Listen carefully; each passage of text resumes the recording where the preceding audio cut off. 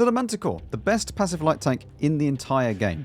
If you would like to play as a pure scout in this game, go and get this tank. However, I will say the grind to get there is definitely not good. And it's not even that they're exceptionally bad or anything like that. It's that when the time comes to use your gun, these things don't like using them. And also, grinding light tanks is one of the most horrible experiences that you can probably go through in this game at the moment. But today is not a review. Today is just playing a few games in the Manticore with different setups. And we'll be comparing the stats as well to seeing how this tank performs to the other tier 10 light tanks over the past 30 days. And as we can see from the win rate difference on these tanks, and a lot of people were saying in the last video that the win rate difference doesn't make any sense. How can every tank be losing? It's not that every tank is losing, it's just when they play tier 10, more often than not, the players don't do as well as their average win rate is. They'll then go ahead and play other tanks at lower tier which are easier to play, and then they'll get the win rate up. So it balances out all together anyway. Tier 10, usually most players don't know how to play it, and then they just end up losing. Or at least they would be losing more than they would be usually. Because lower tiers are a lot easier to go through and grind through and get loads of wins, especially with a few seal clubbing tanks, and then it balances it out overall. But the Manticore, minus 1.29, which is absolutely fine, to be honest with you. Like, this is what you would expect for a tank that is good at tier 10. This is just above the tier 100 LT, and if we go by battles played, this is actually the second most played light tank overall at tier 10. And if we move on to DPG, you'll see that this is third overall, and this has the second biggest sample size of any of them. So it's quite impressive, actually. And if we go by spots as well, you'll see that this is second only to the EBR, which, let's be honest, on average, you're probably going to get the first time spot in the EBR more than the Manticore, because it's just faster. So overall, people are doing actually pretty well in the tank, and this is more of a pure scout than a damage dealer, and I'm quite surprised that it was third on average damage as well. Now, when we're going to be playing this vehicle, I am going to be playing with the standard setup will be with full gold. The reason being, I don't think that any normal player who has a little bit of money in the game will choose the standard rounds. I wouldn't. If I was just playing this casually, I would not be loading any standard ammo in this tank because, one, the premium round is just better. You'll see the standard round is 248 with 1,100 shell velocity, and this premium round is 268 with 1,375 shell velocity. The fact that it only has 20 rounds, I don't see anybody using the standard rounds realistically, even if you're just a casual player, as I said. So, yeah, unless you're God Pack, you're not using the standard rounds. And then the other thing is obviously the crew, being that you only have 2 people there. So quite a lot of work is put onto the crew in this vehicle. And this is one of those tanks that if you have a lot of crew books, dump them into it because you're going to need it. So this is the perks for the commander, who is also the gunner and the radio operator. And then we have the driver, who is also the loader in the vehicle. God knows how he's doing that at the same time. But yep, that is that. And you may say, well, you could use intuition. I'd much rather have perfect charge than intuition on this vehicle. It only has 20 shells. There's no point faffing around trying to change the shells unless it's to HE. And even then, you'll probably know that you have a HE shell incoming for the next target. So you fire off your APCR shell, then you can quickly get the other shell ready. So I don't think that that's a bad option. So yeah, intuition I think is useless on this vehicle. Okay, so for our first game, we're on mines. Definitely not an optimal game or map or setup really. I mean, with mines, one, it shouldn't be at tier 10, let's all be honest. But two, it's really quite annoying when you have 2 light tanks on your team on maps that are small enough where you only really need 1. It's quite frustrating when you're competing against your own team for spotting. So, which brings me on to the whole reason why light tanks are quite annoying to just even grind in this game, is the competition. If you are, say, you know, a lower tier tank, a lower tier light tank, let's say a tier 8 light tank, and you get matched up with a tier 10 light tank on your own team, you're not in for a fun time, really, at all. So, yeah, especially when the one on your team is an EBR as well, which just, yeah. I imagine you're just a little batch at 12T, and then you get matched up on your own team with an EBR 105. They're not fun. You know, I think that light tanks, if you get given a light tank, it should be one per team, unless it's like Prokhorovka or Malinovka or something like that, where it's a big open map and you do need multiple light tanks, or that you benefit from multiple light tanks, but no more than 2 as well. Oh, thank you. That's alright, it's not like I was spotting there or anything. Can I go into this bush?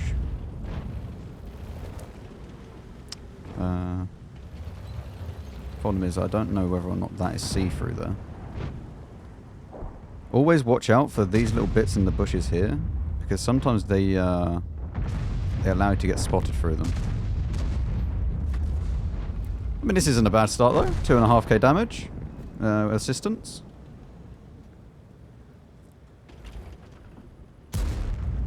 We shouldn't get spotted by him. And this is all you need to do. All that you need to do. You just spot people. If you have a designated target, then just aim towards them. You need to be within a like 20-degree angle. I think it's 10 degrees either side of wherever your gun is. That shot looked like it went through him. Okay. Interesting. I mean, I wanted to kill him, but yeah. I love how our EBR says happy lose campers.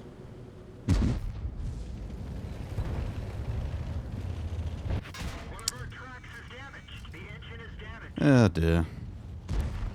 Well, I don't think we're winning this. I'm really surprised though that we didn't kill the EBR. If we had killed the EBR, it wouldn't be that bad. Right, well, we need to try and get away from this. There's nothing more we can really spot, unfortunately. So what we're going to do is try and get up onto the hill if we can. I mean, our setup is CVS, optics, and low noise. The problem that we have is obviously no field mods. So, or at least we haven't chosen any field mods. We don't have the second loadout, or I'm forbidden from using the second loadout because it's the standard kind of setup that people would be using if they're just grinding the tank. So this is one of the worst things about grinding light tanks, is the fact that you don't have access to that second setup. Because if you had access to the second setup, you could have a build where you have rammer or something like that, and then you can also have a build where it's your spotting setup. And you have the best of both worlds then. And I'm not saying that the Manticore is going to be some absolute beast with a rammer and stuff like that, because it's not. It's not going to make that much of a difference. But it would be good to have it there when needed. For maps like this, where you don't necessarily need the extra camo, like we could easily forgo the camo rating on this map and choose rammer instead, and you'd be good. So yeah, it's a little bit annoying that you don't have this, and that's one of the worst reasons for actually grinding tanks. Okay. Interestingly, the 261 actually got me. Yeah, so 1 to 15 game. Excellent. Mines. Well done, Wargaming, for putting mines at tier 10. Excellent job. At the end of that, nearly 4k combined, but yeah, I mean, I actually want to find out whether or not this shell went through him. So what we're going to do is just whack this play speed down. I mean, the lead was good. Yes. Yes, it went directly through him. Okay. Well, at least I know I wasn't seeing things. I'm not saying that the kill on EBR would have changed absolutely anything in that game, but we did get robbed out of it. Okay, now moving into the full Peasant loadout.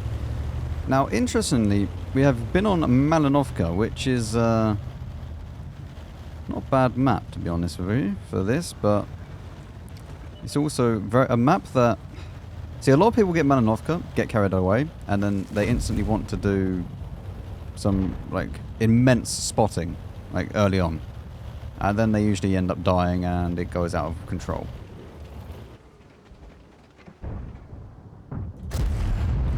Okay. Sometimes what you need to do on Malinovka is actually just try and control the situation. If you can try and control the situation, you'll have a much better time later on in the game. Alright, we should now be unspotted, so we can now move back. Because there's no real point of staying there. The EBR 90 being in this position is very, very bad for us. But what we can try and do is outplay him by coming up to here. And also trying to kill the Manticore. If we can kill the Manticore, this will be excellent.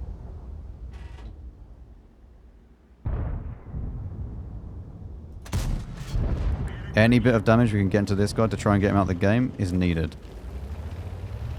Yeah, what I was saying is that we go up to into here. We go into like these bushes or something like this. We could actually push up even further, I think, but I don't really want to... I don't want to overdo it and then get spotted. Because that is going to be an issue. Yeah. Misses. We didn't get spotted for that, so...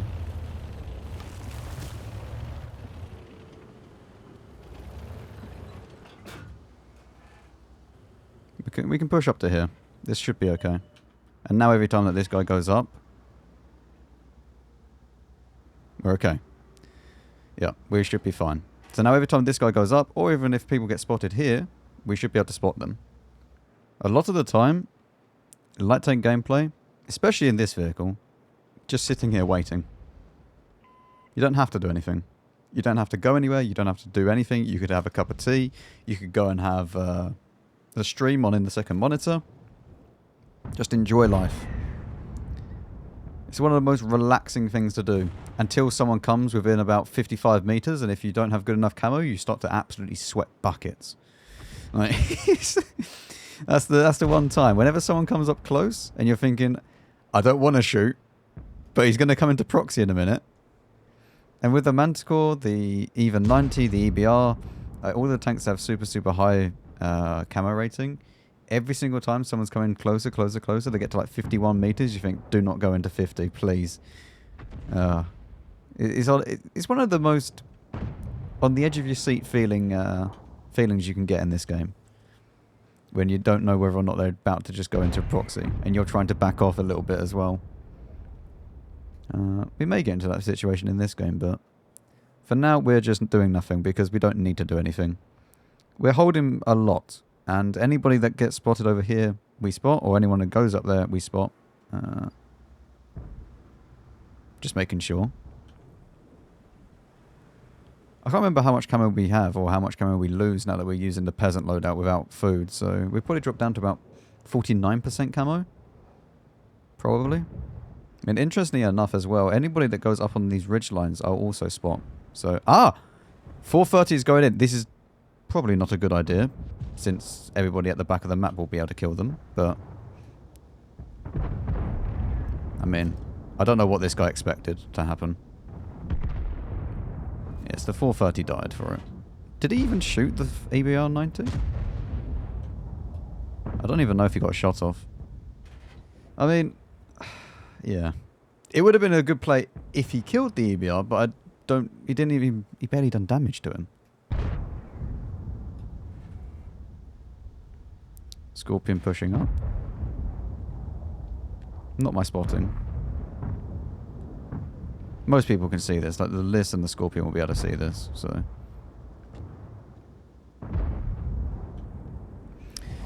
now Tiger, Mouse and friends are also pushing down. What I need to do is try and get out of this bit, because what I don't want to happen, or what I don't want to happen, is we get stuck over in that corner. So, is that tree knocked down over there?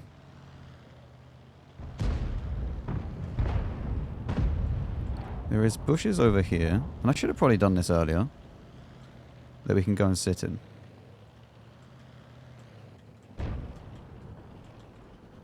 You can just go and sit in these bushes. You can then get to see all the way up there, and anybody that is pushing in or around there, and you get nice spotting over here. So yeah, we definitely should have done this earlier, but we're now out the way of that guy. This guy isn't a threat to us anymore. But he can go up there if he wants to. I don't care. We won't spot him at all, but he's no longer a problem for us. You know, if he does go into this, he's going to be a problem for our team, but hopefully he ends up getting spotted. And not only that, that is a very commonly blind-fired spot to sit in. I mean, this is pretty commonly blind-fired as well, but not as much as that.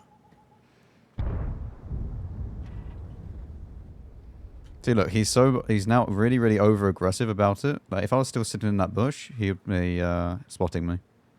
So it's a good job we actually got out of there. It's just down at the moment to if our team can hold. If our team can hold this side, we'll definitely hold this side. And there's, unfortunately, as a light tank, you're a little bit at your team's mercy. You know, like there's not so much you can really do regarding like extra damage, and also there's not really much I can do regarding spotting, especially the EBR still being here.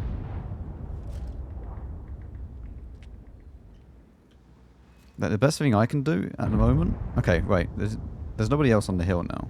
Okay. As soon as there's nobody else on the hill, I can now go back. I was going to wait for anybody to be off the hill. But now everybody's got off the hill, we can then try and move around.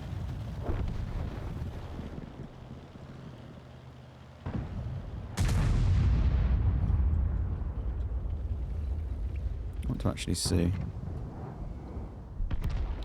If I just sit here, one, this should spot anybody going over there. This guy's dead now. I don't think we're winning this.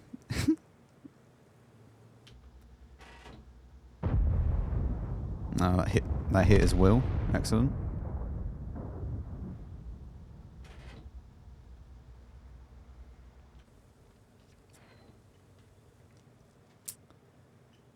There's not really that many people to shoot what I spot at the moment. What is he doing? Hello, EBR. 70. Does not go into proxy range yet.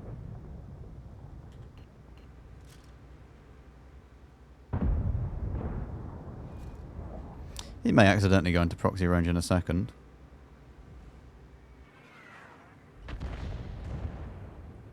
Yeah, he's going hunting. Oh man, this sucks.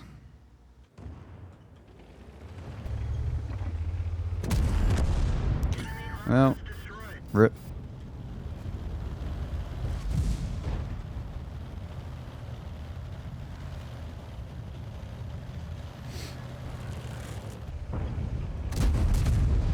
Hello. I don't know. I mean, I'm not a good light tank player, but I don't know how much of that was down to me and how much of that was just down to my team not being very good. I don't know.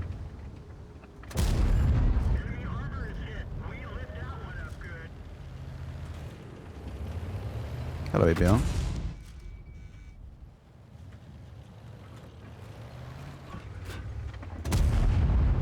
I mean, 4.3k combined though. It's not too bad for marks. Oh dear. Yeah, I don't know. I feel like we've done okay, but like at the same time, our EBR was worse than their EBR. So yeah, 1.9k, 2.7k damage. I mean, it felt like the vision wasn't necessarily the reason why we lost. Although this type of map, you definitely need 2 light tanks, and then when you lose 1 light tank, it's so much harder to play that secondary light tank if you don't have vision over another side of the map. Like, you're trying to play for both sides of the map at that point. I mean, the fact that I, as a light tank, and artillery came out on top on damage, I think tells you enough about this game. As I said, I'm definitely not the best light tank player. I am not good at all in light tanks. Realistically, they are my worst played class. So yeah, I know there's some things that I could have done differently. I could have tried to play more aggressive bush, for example. But at the same time, EBR 90, if that thing YOLOs through the open and spots me, my game is over instantly. So yeah, I don't know. It's quite hard to justify trying to make different plays sometimes, at least for me in light tanks. Obviously, in the hands of a better player, they'll just do a lot better, won't they? And finally, for our last game, we are on Ghost Town. We have the full tryhard loadout, as if you were going for 3 marks. Realistically, if you were going for 3 marks, you would have 2 different loadouts, as we've already mentioned in the first game, where you'd have a kind of more damage build or damage focused build, and then you would have this build, which is the pure spotting build. From this side of the map, it's actually a little bit annoying to play this. I'm actually just going to back off for a second. I'm just going to allow this guy to go forwards, do whatever he wants to do. We should stay unspotted when we shoot through this.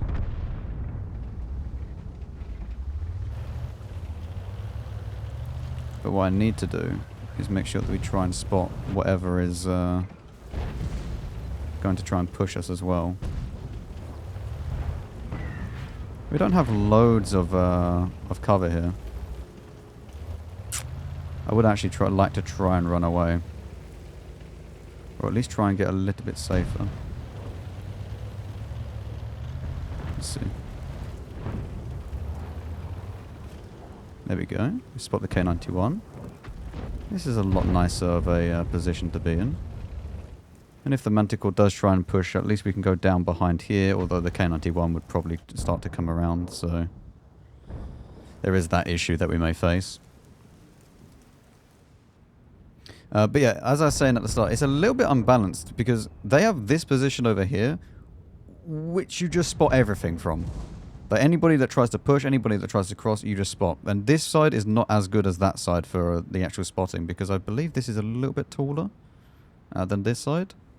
They're not perfectly even. But yeah, that position over there is probably where the Manticores run back to. A 260 is over here. What on earth is going on here? That is... That you know what? Out of all the tanks I thought was going to be over here, that is not one of them. Yeah, that... Okay. Obviously, we have designated target with the directive, so I think they're spotted for an extra 7 seconds. Sorry, not 7 seconds. That would be with radio. The 7 seconds. So it would be 5 seconds or 4 seconds or something like that. 4.5. So they're spotted for nearly 15 seconds, which is massive. We obviously have Bond equipment. We obviously have CVS still in the correct slot. But yeah, like the extra spotting time is sometimes so important towards just getting more damage, because people think that they're unspotted. They then wait. They like if they have like a mod like I do where it says 10 seconds and then the Sixth Sense goes off. So they'll sit there waiting. They watch the Sixth Sense. They wait 10 seconds. It goes off. They think, yes, I can peek again. They still have 5 extra seconds afterwards. Yeah, which is very, very surprising to them.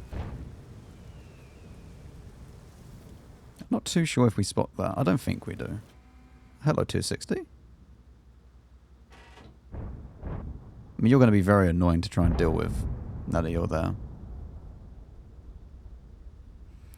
I'm also very, very well aware that we only have a Centurion Action 10 and a Gorilla now. That is just a life of a light tank. You are...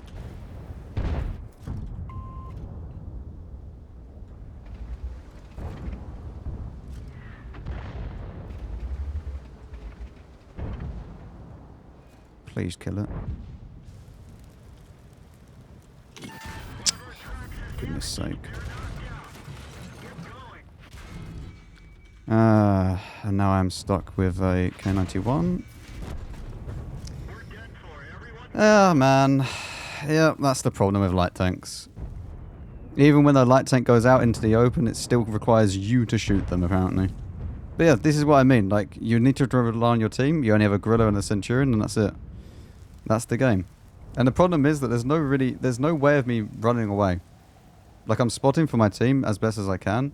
I can't run away from this. Because as soon as I leave this bush, I get spotted by their Manticore. I mean, how long was that Manticore just stuck there like that? And then he's run away. We played correctly. We went into the bush. We went out the way. But yet still, he was allowed to push all the way up to here before he dies. It's crazy. I apologize for the bad gameplay, but I don't know. The thing is, when it comes to light tanks, I don't know how much I'm doing wrong. And how much I could, or like what I could change to improve. So it's hard for me to tell, like, if my team were just awful, or if I'm doing something, like, majorly wrong. I mean, I could try, I mean, maybe I shouldn't have even gone down to the middle in the first place. Maybe I should have sat in a different bush, and I should have just gone to somewhere else, and that's fair enough. Maybe not even go to that side of the map in the first place as well. Although, the T100 would have died instantly, regardless of what I was doing, so we would have had nobody on that side spotting, so, yeah. I think we made the right play to go to that side of the map, but probably sit in a different bush or something. I don't know. But yeah, light tanks. I am all for light tanks. Absolutely horrible. But hopefully you learnt something. Okay, like this shows you that the Manticore is insanely powerful. Like absolutely insanely powerful. And if I can get these types of results, which is what nearly 3.8k combined, other people can do much, much better than me. Much, much better. And remember, 3.8k combined is below the second mark requirements for this tank, because 5.1 is the requirements to get 3 marks. So I am absolute dog shit.